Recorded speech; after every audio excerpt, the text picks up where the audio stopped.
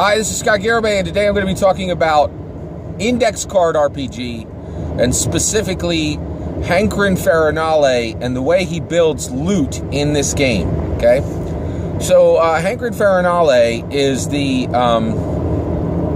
specifically the creator of Index Card RPG, which is a brand new RPG. It really is. It came out this year in 2017. I purchased it for $16.50 on DriveThruRPG, the PDF version. I highly suggest purchasing it. I really think it's one of the best new core rulebooks available, and it is sheer genius. All right, but I wanted to talk to you today about what Hankrin Ferinale is doing with loot in this game, and how Hankrin Ferinale is approaching game design, and what he's actually bringing to the table. It's really quite amazing. All right, so let's talk about loot. All right, so he has in Index Card RPG, which is it's a whole lot of things. It's actually a core rulebook that allows you to play in two different worlds, Alfheim and Warp Shell, fantasy and sci-fi. It is an engine that can be used to run other stories, and it's also a tabletop role-playing game rescuer. It's a very simplified rules system. It's a collection of rules that can be applied to older tabletop role-playing games, and it's a tabletop role-playing game rescue system, right? Like you could run Rifts with this, or Shadowrun, two tabletop role-playing games that are absolute stellar worlds with some of the worst rules in the industry. Okay, all right, but you could rescue both of those games really well with Index Card RPG. Index Card RPG is really a tour de force. Let's talk about some of the loot in here. All right, so I'm reading it in this, and he's got these loot tables, and his loot tables are fantastic. They're just every piece of loot is one line, right? Almost every other role-playing game, you got 2 paragraphs describing a dagger, which is ridiculous, you know? Oh, and I do want to talk about this for a minute. There's a whole line of tabletop role-playing games, core rulebooks that are coming out, where I don't think any of these creators are going to put this on the cover because it won't help sell it. But a perfect example of this is Cypher, Fate, Index Card RPG, Blades in the Dark. Okay, these are the top games on the market in my opinion right now. Absolute top games. Nothing even approaches them right now for tabletop role-playing games, for value for dollar, for innovation in rules design, for awesomeness. Okay, and I will tell you right now, I was really surprised that Hankrin Ferinale joined that group so quickly. But as I'm reading, Index RPG for the second time in more detail, it's just blowing me away what he's doing, right? So, but here's the thing. I don't think any one of those games should ever be purchased by someone who did not play Dungeons and Dragons. A lot of games now are being created like, you already played Dungeons and Dragons, this is the Beyond. I think all 4 of these games are the Beyond of Dungeons and Dragons. And honestly, I think as an industry, we really need to start talking about this. I don't think anybody should play any tabletop role-playing game until they've played Dungeons and Dragons, at least for 6 months. And there's a whole lot of things connected to that. But one, I'll tell you right now, any of these 4 games, if you drop somebody in who's never played Dungeons and Dragons, it's almost like a travesty to the industry, because like they don't really get the idea of where all this came from and what it means, right? And then also, like Index Card RPG, you have this game is super great and super simple, but it rests on top of the idea that people know what Dungeons & Dragons is, right? And I mean, you know what? Maybe you don't need to play for 6 months, but you need at least 3 sessions, right?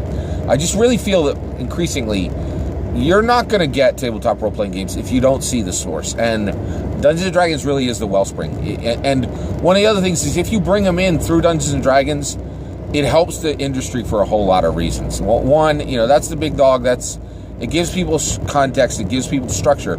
But then the other thing is Dungeons & Dragons then, and I really think this is incredibly true with Index Card RPG, more than Fate, more than Cypher, more than Blades in the Dark, Dungeons and Dragons combined with Index RPG. When you have somebody who's played Dungeons and Dragons, and then you hand them Index Card RPG, it acts as a springboard. It acts as a springboard. And I think, you know, a player who has Index Card RPG, who has Dungeons and Dragons, who's played Dungeons and Dragons, or a game master who's played Dungeons and Dragons and then plays Blades in the Dark, you know, D&D will serve as a springboard for 3 feet, right? But Index Card RPG, the way it's structured, if you play Dungeons and Dragons and then you play Index Card RPG, yeah, that thing is going to launch you 12 feet in the air. It's insane how much, like, it's symbiotic. It's crazy, okay? Listen to this. All right. So a dagger described in Index Card RPG is literally 1 line.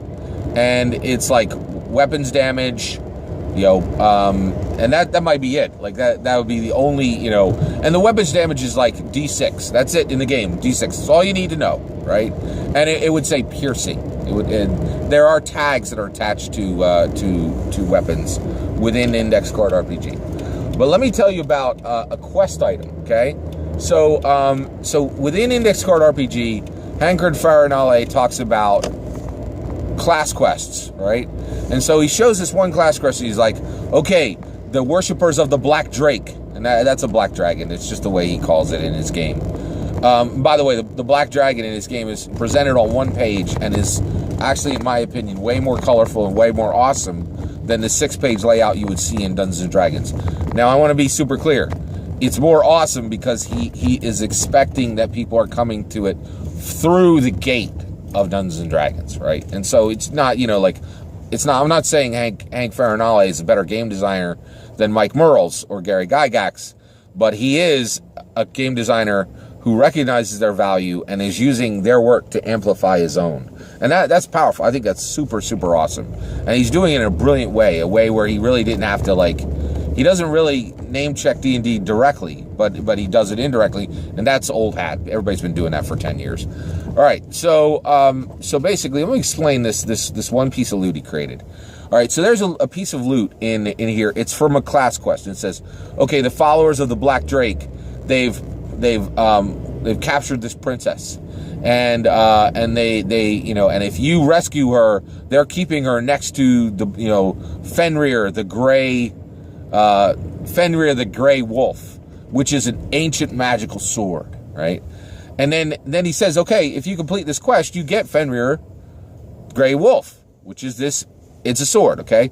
Here's how he describes it. So one, the setup for getting it is literally 2 sentences long, okay? So you have an adventure presented in 2 sentences. That's brilliant, and it's concise, and it's super cool, right? And also, I hadn't talked about this, and I'm sorry I keep kind of like going around on this stuff, but the other thing is Hankrin Ferinale attaches joy to almost everything he does. I'm so envious of how he does this. Like, he's able to deal with complex subjects in a joyful way that's easy to understand, right? I don't think Hankrin Ferinale is smarter than a lot of the other game designers out there. He's absolutely crazy smart. But one of the things he does have is he has the ability to take complex subjects and present it to a lot of people, right? And make it so that you don't have to be super smart to take it, to approach it, or even to take advantage of it, or to have fun with it. And that is really unique in our industry. I think there's guys who are able to do it a little bit, but he does it at a master class level, okay? So let me tell you about Fenrir Grey Wolf, okay? Ancient sword. Here's the stats on it. Strength 12. You need to learn this object. It is a 1 heart object, and you need to learn it by passing a strength 12 check, right? So it's saying you can't just pick this thing up and use it. You have to learn it, right? That's brilliant. That's his own invention, is like learning objects that are special. And I think that's awesome. It's really cool, right?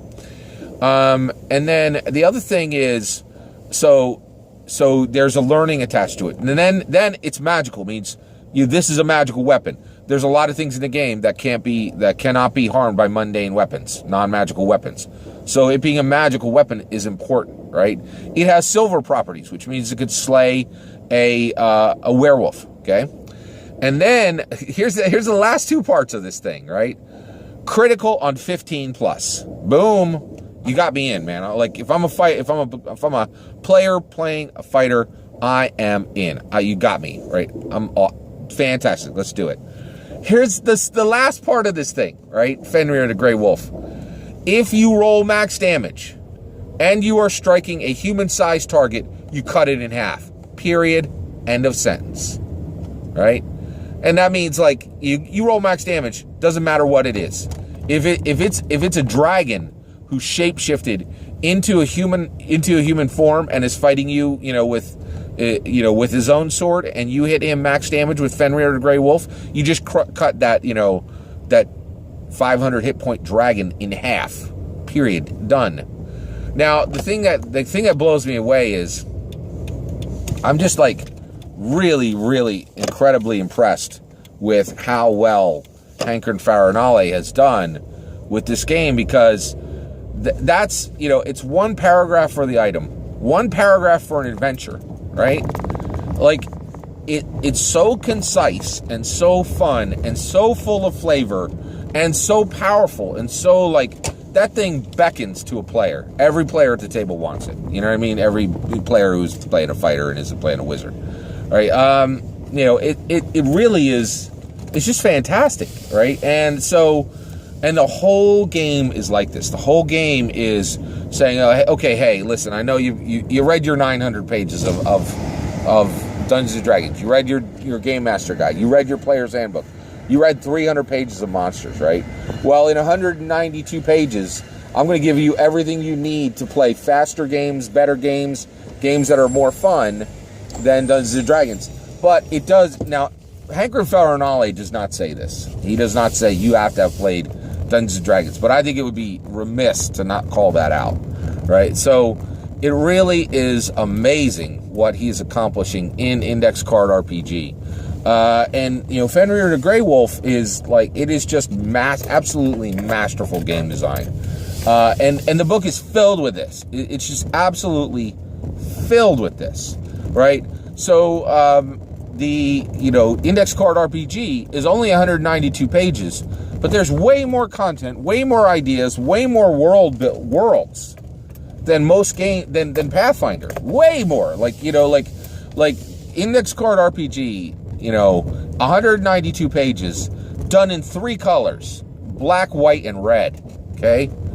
That game right there, in my opinion, presents more to do in a fantasy world, better ideas, better game design than Pathfinder did in 500 pages, and you could throw every single source book on top, and Index Card RPG is still a better game, right? It's crazy how good Index Card RPG is.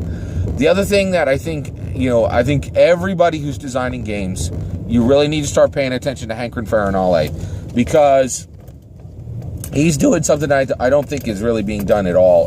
Like, it's not, actually, a lot of people are doing it. A lot of people are attempting it. A lot of people are aware of it. But the level Hankrin Ferinale does it at is just, it's so high. And it's just better, right? I really encourage you to take a look. And that is, he is taking complexity, right? He's doing crafted compression of complexity and doing it with joy. He's attaching joy to all of his content. And that is so unique. Like, the idea of attaching joy to, and you don't a lot of times think you need it. And the reason why is I think everybody out there is, saying, oh, I want to get tabletop role-playing game players or people who would be willing to play a tabletop role-playing game. But Hankrin Ferinale's stuff is so smart and so concise and so filled with joy that the thing that excites me about his content is the idea that it could attract people who would never intended to play a tabletop role-playing game and would have never even thought they would be willing to do that or want to do that. And his content is really unique and different.